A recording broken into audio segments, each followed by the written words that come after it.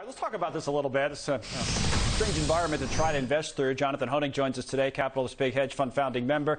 Scott Martin as well, Kingsview Asset Management's chief investment officer. They're both Fox contributors. You know, it's more, Scott, it seems like the behavior, the human behavior component and reaction to something rather than kind of the data on the virus itself and who's infected that investors have to deal with. I'll just give this Long Island example. I think it illustrates the point a little bit. Like here today in New York, officials came out and they said, hey, we have 83 people that we're monitoring. None of the people that we're looking at have the virus that we know of. Everybody we tested is negative, but we're keeping an eye. They've been to China. We want them to stay inside for a while. But that, as Christina says, on that, then the market sells off because people start to say, well, then business, you know, people might not go out as much, whatever the case may be. But the behavior, the reaction to the story, even if it's not a big story, becomes the story. How do you work through it?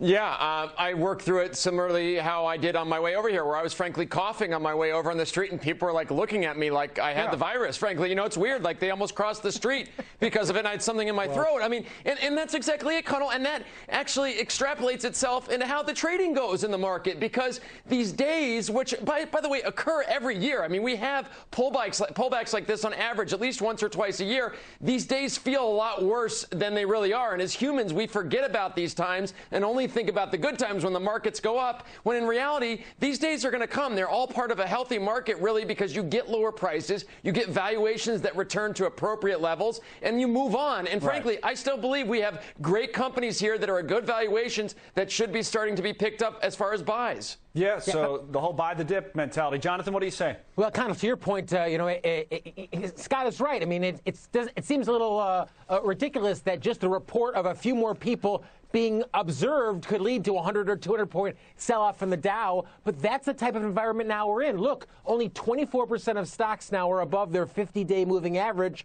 Less than half of stocks are above their 200-day moving average. What does that mean? Quite simply that the trend is down. And in a downtrending market, it doesn't take much to get that trend to continue. Here we saw 1,000 points lost, another 1,000, another couple hundred today. So I'm not saying this isn't an opportunity depending on your context, but right now there's a lot of falling knives in this market. All right, coronavirus misconceptions. As the outbreak advances, many people do not know what to believe. Here now is someone who knows about this firsthand, Dr. Amy Compton Phillips, who is the Vice President and Clinical Chief Officer of Providence St. Joseph Health.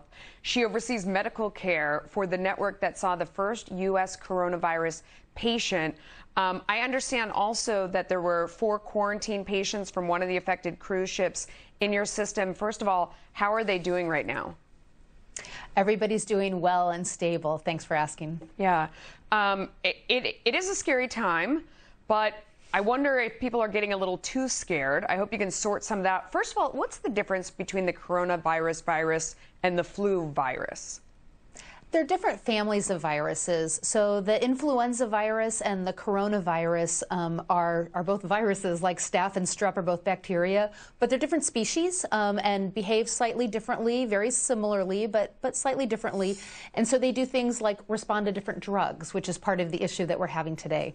So the reason why, you know, we keep making this comparison to flu, and we lose so many people to the flu every year, and people ask, why is this worse than the flu? Why are we more panicked? Is it because we just don't know how to treat it as well, or we don't know as much about it? What's the difference? Well, partly it's that we don't know how to treat it, and partly it's that because it is a novel virus, it's not a small variation on a prior existing one. We don't have a lot of what we would call herd immunity. We don't have people in our communities that have antibodies to it. And so kind of for everybody, it's a new virus. And so just the potential for it affecting more people is higher. That's interesting. So does Purell or hand sanitizer, does that work? There's been a run on that in a lot of places. It actually does work. You know, it's great to be able to wash your hands, but you really need to use soap and water, and that knocks off the bacteria that are there. But the alcohol-based hand sanitizers, they actually kill the virus that's on your skin, and so they're a really good option. Unless your hands are visibly soiled, then you really want to make sure you use soap and water. But otherwise, they're a great thing to use between going to the sink. What about face masks? Should everybody be carrying one around? I mean, they're sold out in so many places. They are sold out in so many places. They are not great to use for everybody every single day, partly because the supply is absolutely limited, like you all were saying, that we don't have great access to more of them. And so for people who have cough, sneeze, are spreading their droplets around, we want them to be using face masks, right?